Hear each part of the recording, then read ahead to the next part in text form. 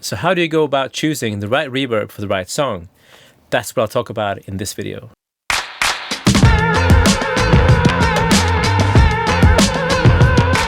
This is Thomas Juth, and you're watching another episode of Studio Tea Break. So how do you actually choose the right reverb for the right song? I think one of the biggest reasons why people get confused when mixing and also get stuck in their learning process is because they're working with too many plugins. Having fewer reverbs will speed up your workflow, it'll make it much easier to make choices, and you won't be paralyzed by choice. And the biggest benefit of having fewer plugins that you work with on a regular basis is that you get to know them really well.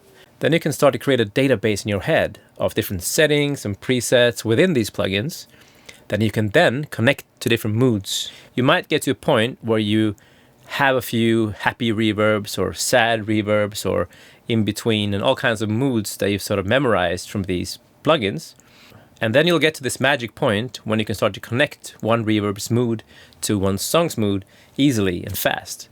And it'll speed up your workflow. And one of the most common things that people do is that they choose the wrong reverb mood for a song, and that will completely change the mood of the whole song, and you don't want that, right? So how do you get to this point? Well, as soon as you have your little collection of reverb plugins, work with them as much as possible, experiment, play around, and then you can come back to these reverbs over and over again.